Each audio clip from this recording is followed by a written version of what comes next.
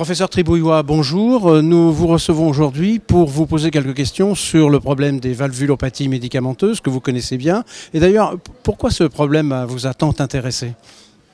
Ah bien, il y a 20 ans, j'étais à la Mayo Clinique pour un stage à l'étranger. Et c'est à cette époque qu'Heidi Colony a publié son fameux article dans le New England rapportant les valvulopathies aux anorexigènes. Et donc j'ai vécu cela en direct.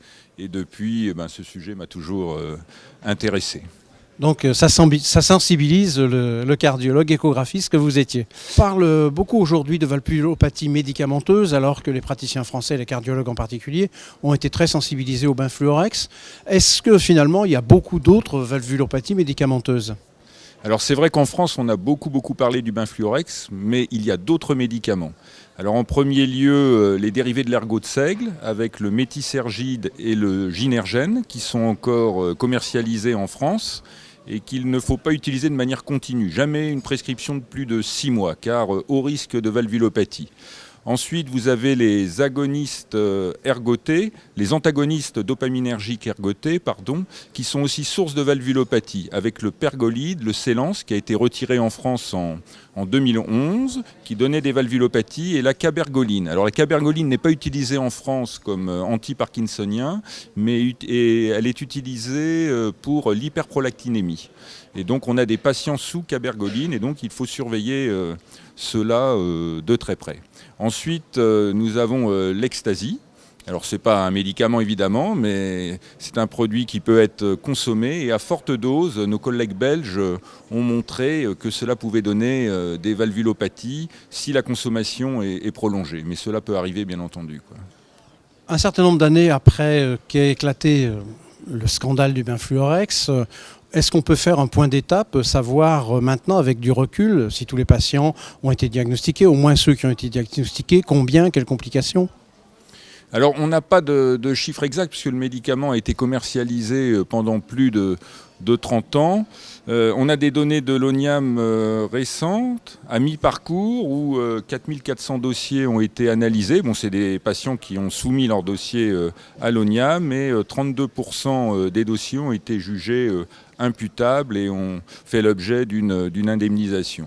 En termes d'incidence, on a des données pour le benfluorex. Il y a très peu de données dans la littérature, à part pour le benfluorex, dans une étude publiée par Geneviève Derumeau. Le benfluorex par comparaison à la pioglitazone, dans un essai randomisé, avec écho à l'inclusion avant le traitement et écho à 1 an, eh bien, il y a eu émergence de fuites, de nouvelles fuites ou majoration d'une fuite de 27% dans le groupe benfluorex versus 11% dans le groupe pioglitazone, ce qui nous fait un excès de fuite de 16% pour une durée de traitement de 1 an. Et il s'agissait de fuites le plus souvent minimes, mais sur cette durée courte de traitement. Le médicament a été retiré depuis quelque temps déjà. Est-ce qu'on peut dire qu'on est quitte, que plus de médicaments, plus de valvulopathie ? Comment est-ce que cette valvulopathie évolue ? Elle régresse ? Elle se stabilise ? Comment ça se passe ? Y a-t-il encore des formes symptomatiques ?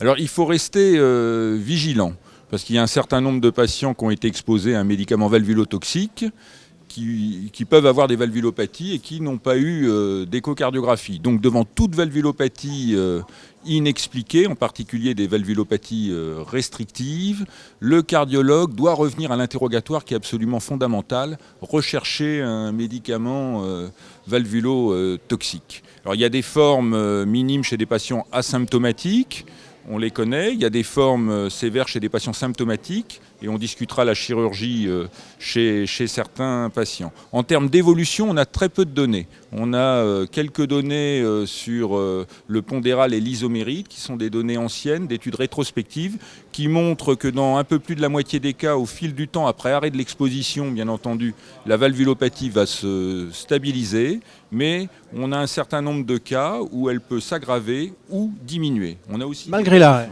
Malgré l'arrêt. Il peut y avoir une aggravation malgré l'arrêt dans un pourcentage de cas qui reste à déterminer. Et on aura des informations qui seront, je pense, intéressantes avec l'étude Reflex, conduite en France par l'INSERM.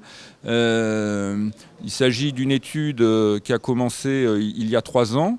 Le follow-up sera terminé en février 2016, donc bientôt. C'est des patients qui étaient porteurs d'une fuite et qui avaient été exposés au benfluorex et qui ont eu une écho tous les ans pendant 3 ans. Donc là, on aura une information sur l'évolution de ces fuites sur une étude prospective. Et est-ce que ces patients, s'il y en a encore qui sont découverts aujourd'hui, est-ce qu'on les découvre avec un souffle fortuitement mis en évidence, ou est-ce qu'il peut y avoir des manifestations cliniques importantes? Alors, il y a encore des patients qui viennent de moins en moins puisqu'ils ont été exposés à un médicament valvulotoxique, le plus souvent le benfluorex, et qu'ils n'ont pas eu encore d'échocardiographie. Il y a des patients qui peuvent venir pour dyspnée, chez qui on découvre une valvulopathie valvulotoxique. Et puis on a ce problème clinique qui est relativement fréquent, des patients avec fuite médicamenteuse minime au repos, et qui viennent en consultation pour une dyspnée d'effort. Alors chez ces patients, il est important, à mon sens, d'effectuer un cathétérisme à l'effort ou surtout une échocardiographie d'effort, car dans certains cas, ces valvulopathies, en particulier quand il s'agit de fuite mitrale, peuvent s'aggraver à l'effort et donc être minimes au repos et s'aggraver à l'effort. Et donc l'échocardiographie d'effort, dans ce contexte, peut être extrêmement intéressant. Il y a une autre forme qui est piégeante, ce sont des patients qui peuvent faire, toujours sur des fuites mitrales, des OAP flash. Parce que ces fuites mitrales restrictives médicamenteuses peuvent brutalement s'aggraver à la faveur de modifications de conditions de charge. Le malade arrive pour un OAP, vous le traitez, la fuite régresse. Et donc c'est très piégeant parce que s'il n'y a pas eu d'écho au moment de l'OAP, on peut passer à côté. Donc là aussi, on peut faire un écho d'effort qui pourra nous renseigner chez ces patients.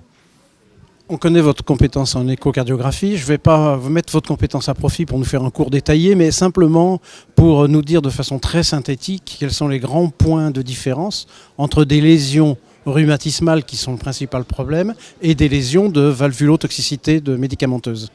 Alors ce point est extrêmement important parce que effectivement dans notre pays on n'avait pas eu d'enseignement sur les valvulopathies médicamenteuses, on ne connaissait pas bien la sémiologie échocardiographique et on a eu tendance pendant des années, quand on ne comprenait pas une valvulopathie mitrale ou aortique ou a fortiori mitro-aortique, à conclure à une valvulopathie d'allure rhumatismale chez des patients qui pourtant n'avaient aucun antécédent de rhumatisme articulaire aigu. Alors que le rhumatisme articulaire aigu a disparu dans notre pays dans les années 50, a été éradiqué à partir de 1960. Et donc il n'y a pas de raison chez un patient qui a été exposé à un médicament valvulotoxique, qui a une valvulopathie inexpliquée, de conclure à un rhumatisme articulaire aigu.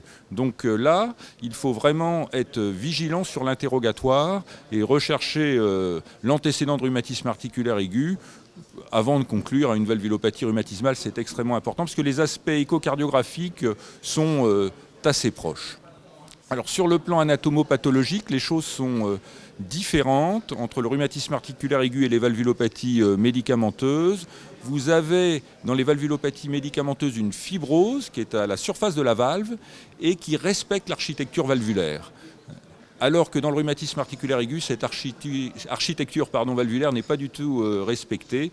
Dans les valvulopathies médicamenteuses, pas de remaniement inflammatoire, peu ou pas de néovascularisation, alors que ces données existent dans les valvulopathies rhumatismales. Donc si on opère un patient d'une valvulopathie médicamenteuse, il faut absolument faire une anapathe pour confirmer le diagnostic. Bon, bien entendu, ça concerne heureusement qu'une minorité de cas. Des fusions des valves, comme dans le rhumatisme articulaire aigu ou pas? Ah oui, alors on a appris cela récemment. On pensait initialement que valvulopathie médicamenteuse correspondait à des fuites. Fuite aortique, fuite mitrale ou fuite mitro-aortique, qui est très évocateur. En fait, récemment, et avec confirmation avec des données anapathes, on s'est aperçu que dans des cas beaucoup plus rares, les valvulopathies médicamenteuses pouvaient être sténosantes, sténose mitrale, et là ça ressemble vraiment au rhumatisme articulaire aigu, ou sténose aortique, et dans ces cas la sténose aortique est associée à une insuffisance aortique plus ou moins importante, donc plutôt des maladies aortiques que des sténoses aortiques pures. Donc si j'ai bien compris, ça existe, c'est quand même pas le plus fréquent. Non, non, le cas le plus fréquent est la fuite restrictive. Mais chez un patient qui a été exposé à un médicament valvulose toxique, si vous avez une maladie aortique, elle peut très bien être d'origine médicamenteuse. Ou si vous avez une sténose mitrale en l'absence d'antécédents de rhumatisme articulaire aigu, cela peut être tout à fait une valvulopathie médicamenteuse. Et nos confrères cardiologues ont eu pour beaucoup des formations sur le sujet. Est-ce qu'aujourd'hui ils ont les moyens de dépêtrer des situations un petit peu difficiles qui doivent revenir de façon récurrente? Alors c'est vrai qu'il y a eu énormément de réunions de formation, parce qu'encore une fois, on n'était pas familier avec ce diagnostic, c'est pour ça qu'on est passé à côté pendant des années. Alors si vous avez des formes typiques, et ça les cardiologues maintenant ont appris à bien les reconnaître, il y a des formes douteuses, c'est parfois difficile, donc là il ne faut pas hésiter à s'adresser, il y en a à peu près dans chaque région en France, à un expert dans le domaine qui pourra aider au diagnostic. Et pour conclure, qu'est-ce qu'on attend maintenant? Est-ce qu'on a fait le tour de la question? Est-ce qu'il y a des choses qui vont venir encore? Peut-être l'étude réflexe? Oui, alors l'étude réflexe, donc sur l'évolution de ces valvulopathies, je pense nous donnera des informations très intéressantes. Je crois qu'il faut qu'on reste, en tant que cardiologue, très vigilant. Il y a encore des médicaments, on l'a dit, qui sont sur le marché, qui donnent des valvulopathies. Donc surveiller ces patients. Ensuite, on peut très bien avoir sur le marché des médicaments agonistes des récepteurs 5-HT2B, c'est ces médicaments qui donnent des valvulopathies, que l'on n'a pas encore identifiés, où on a la quinidine, la guanfacine, qui a priori n'en donne pas, mais on ne sait jamais. Et puis il pourrait y avoir de nouvelles drogues qui ont cette propriété d'être antagonistes sur les récepteurs 5-HT2B, qui pourraient venir sur le marché. Donc vigilance, vigilance, vigilance. C'est un bon mot de la fin pour ce sujet. Merci beaucoup. Merci à vous.